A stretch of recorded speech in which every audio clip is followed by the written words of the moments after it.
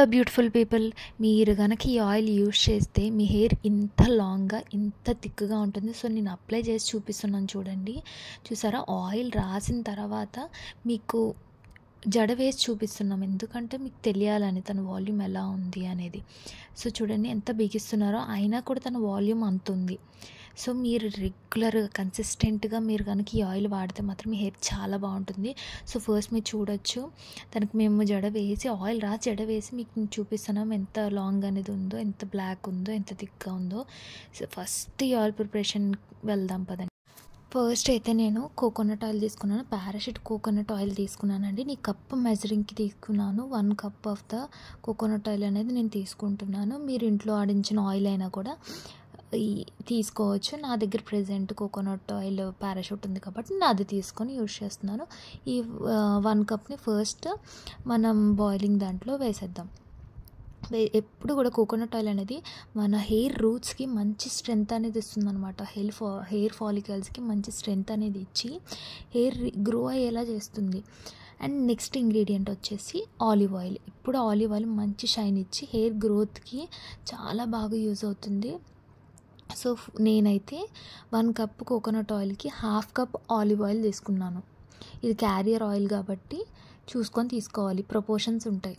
2:1 అని ఇట్లా అనమాట. 1/2 కప్ ఆలివ్ ఆయిల్. మెయిన్ మన హీరో ఇంగ్రీడియంట్ వచ్చేసి రోజ్మెరీ లీవ్స్ న్యూట్రివేద నుంచి తీసుకున్నాను. నేను ఒక 6 స్పూన్స్ అనేది తీసుకున్నాను అనమాట. ఎందుకంటే 1.5 కప్ కాబట్టి నేను 6 స్పూన్స్ ఆఫ్ రోజ్మెరీ లీవ్స్ అనేది తీసుకున్నాను. ఆ స్పూన్ చిన్నదే, సో అందుకని నేను 6 తీసుకున్నాను. నార్మల్గా అయితే పెద్ద స్పూన్స్ అయితే మాత్రం మీరు 3 తీసుకోండి. మెయిన్ ఇప్పుడు నెక్స్ట్ వచ్చేసి ఆమ్లా. మీరు ఎప్పుడైనా రోజ్మెరీ యూజ్ చేస్తే ఆమ్లా యూజ్ చేయండి, మీ హెయిర్ గ్రోత్ డబల్ ఉంటుంది. ట్రస్ట్ మీ, మీరు రీసెర్చ్ కూడా చేసి చూడొచ్చు. మీరు సర్చ్ చేసి చూడండి, నేనైతే రీసెర్చ్ చేసి వాడి చెప్తున్నాను.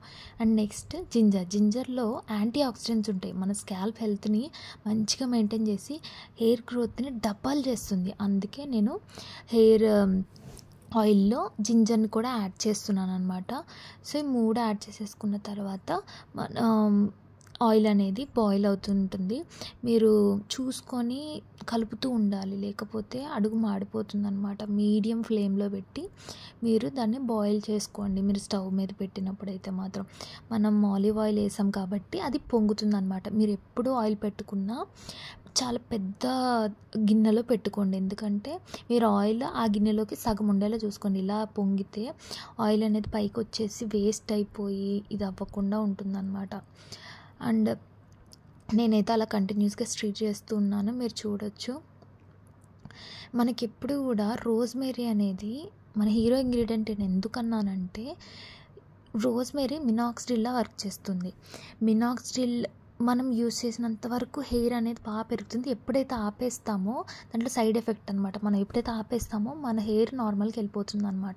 బట్ రోజ్మెరీ అలా కాదు, హెయిర్ గ్రోత్ పెరుగుతూనే ఉంటుంది అండ్ ఎలాంటి సైడ్ ఎఫెక్ట్స్ లేవు.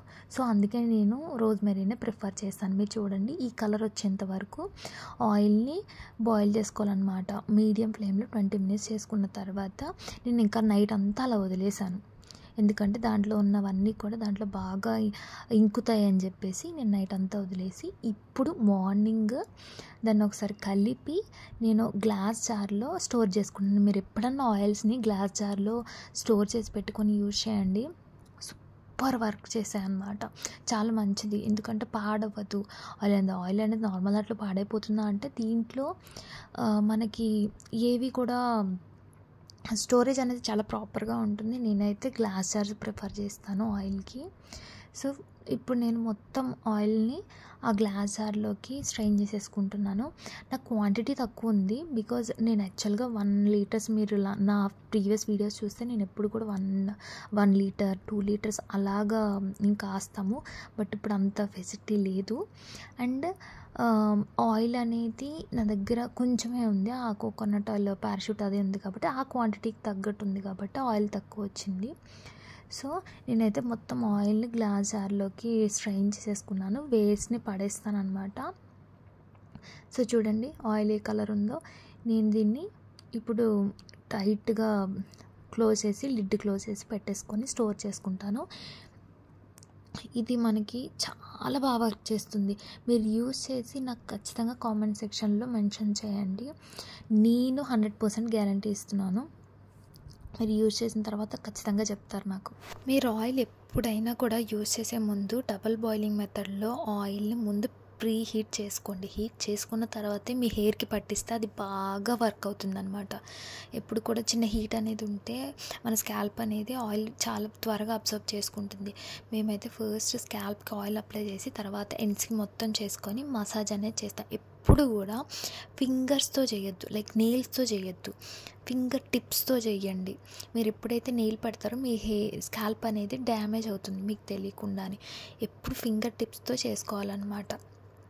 సో మొత్తం హెయిర్ని బాగా మసాజ్ చేసుకున్న తర్వాత మీకు చూపించడం కోసం లైవ్ రిజల్ట్ ఆయిల్ రాసి చూడండి. ఆయిల్ రాసినాక మీకు రాస్తున్నప్పుడు మీకు ఆ లెంత్ అనేది మీకు తెలుస్తుందా? నేను కావాలంటే పిక్స్ కూడా షేర్ చేస్తాను. ఆయిల్ రాసిన తర్వాత దువ్వినా కూడా హెయిర్ ఫాల్ అనేది అవ్వదు ఈ ఆయిల్ యూజ్ చేసిన తర్వాత. ఎందుకంటే మనం అంత మంచి ఇంగ్రీడియంట్స్ అనేవి యూజ్ చేసాం. ఖచ్చితంగా కన్సిస్టెంట్గా మీరు యూజ్ చేసిన తర్వాత నాకు ఖచ్చితంగా కామెంట్ సెక్షన్లో మెన్షన్ చేయండి. నేను 100% గ్యారంటీ ఇస్తున్నాను. మీకు యూజ్ చేసి నేను మీకు రికమెండ్ చేస్తున్నాను ఈ ఆయిల్ అనేది. మీరు చూడొచ్చు, మేము తనకి జడ కూడా వేసి చూపిస్తున్నాం. మేము జడ వేసిన తర్వాత కూడా తన లెంత్ అండ్ అలాగే వాల్యూమ్ కూడా ఎంత ఉందో మీకు కనిపిస్తుంది. మేము లైవ్గానే చూపిస్తున్నాం మీకు. సో నేను గ్లిమ్స్లో చూపించినట్టు, సో నేను అక్కడ చిన్న గ్లిమ్సే ఇచ్చాను. ఇక్కడ కంప్లీట్ వీడియో మీకు మీ రిఫరెన్స్ కోసమే నేను పెట్టాను. చాలా బాగా వర్క్ అవుతుంది. మీకు ఇలాంటి వీడియోస్ నచ్చినట్టయితే ఖచ్చితంగా లైక్ చేసి షేర్ చేసి సబ్స్క్రైబ్ చేయండి.